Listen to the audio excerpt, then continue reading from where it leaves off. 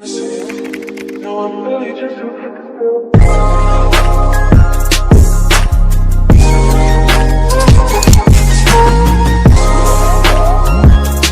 everyone, welcome back to my YouTube channel. Today we will be having another topic to be discussed, but before that, don't forget to like, subscribe, and hit the notification bell so that you will be updated for our new videos. Without further ado, let's go on to the video.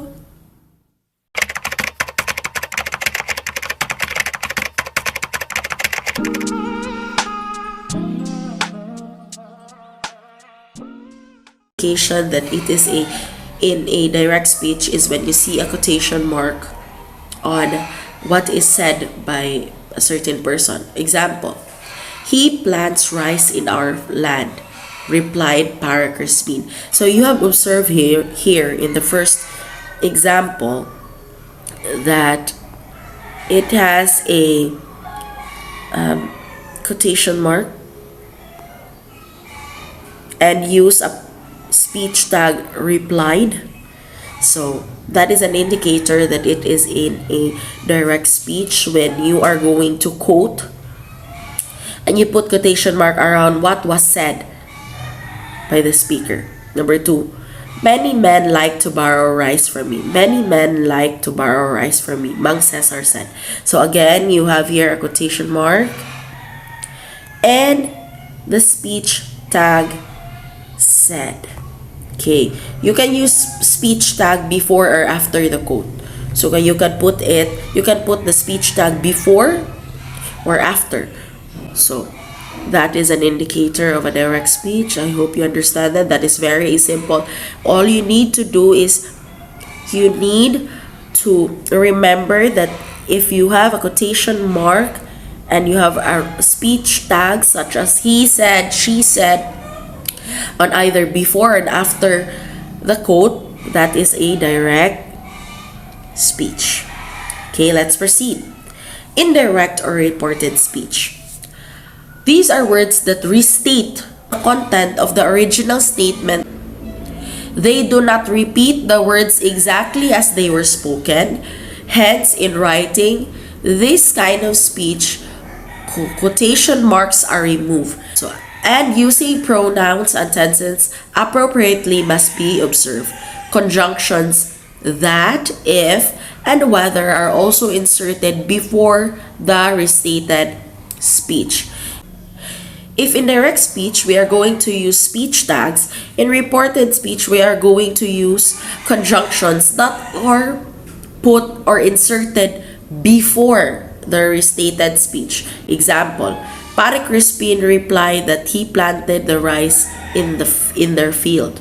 Mang Cesar said, here is the conjunction,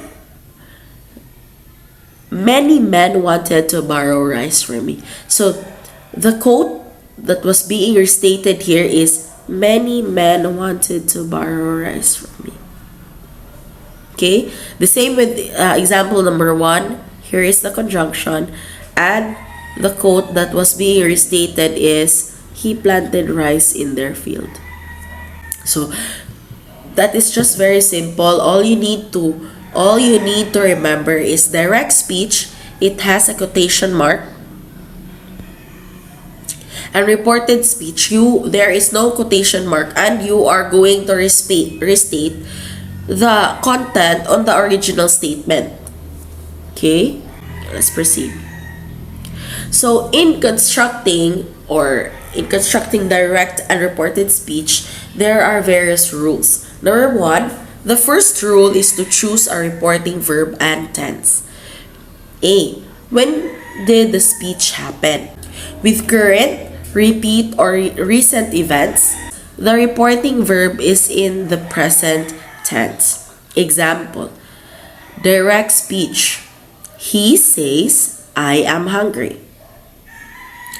Reported speech, we are going to restate the direct speech. He says that he is hungry.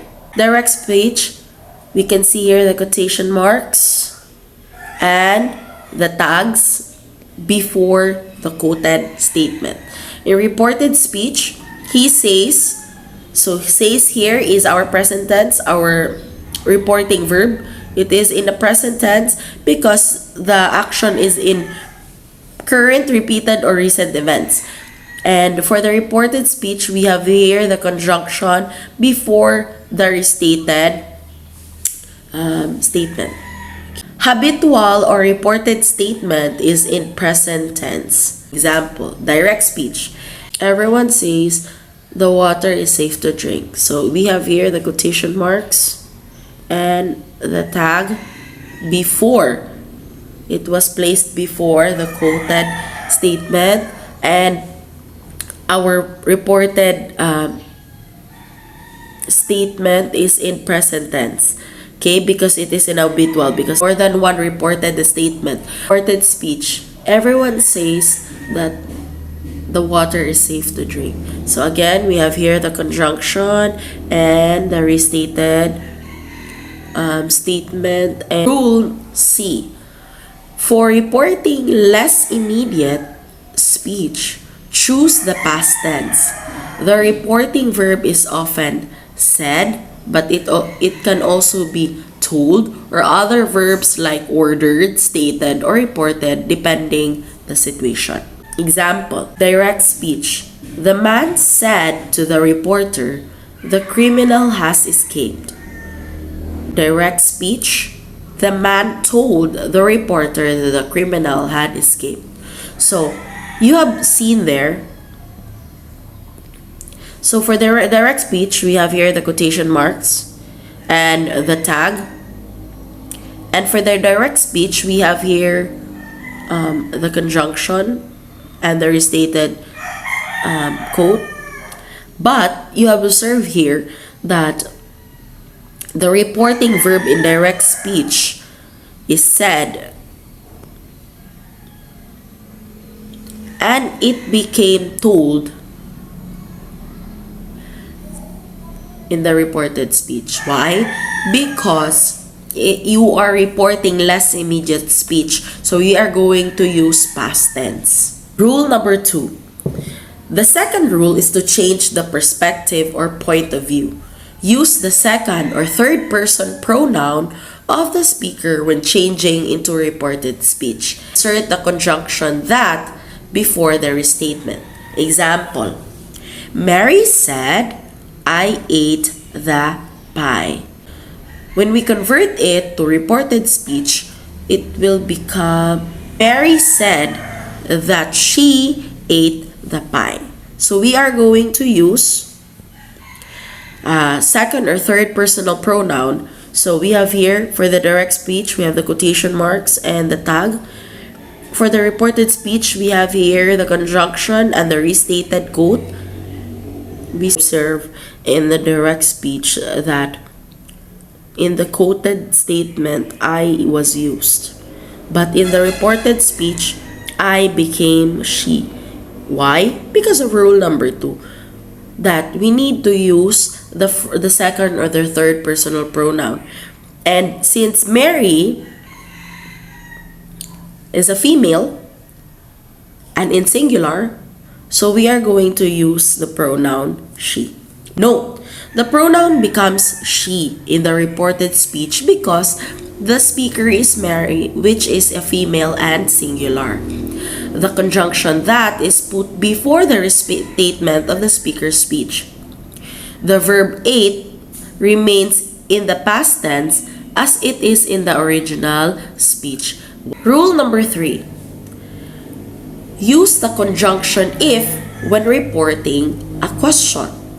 If we are reporting a question, or in the direct speech, it is in a question form, we are going to use the conjunction if. Example, he asked me, did you know how to play tennis? You have here the quotation marks, the tag, and the statement.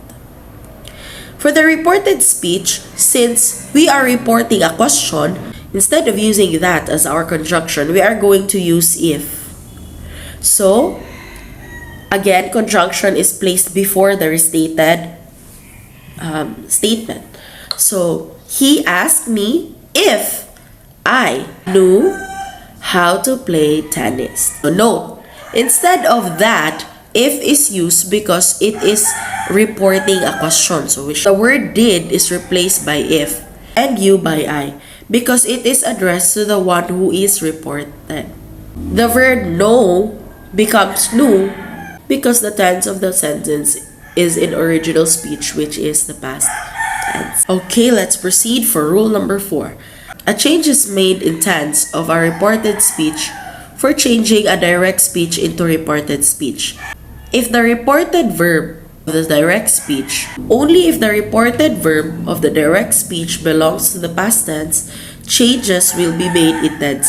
Example, she said, I am watching a movie. Reported speech, she said that she was watching a movie. Tense is changed because of the first sentence, which is in the past. Good job in reaching this far. Before we end our video, don't forget to like, subscribe, and hit the notification bell so that you will be updated for more videos. See you again next class. Bye!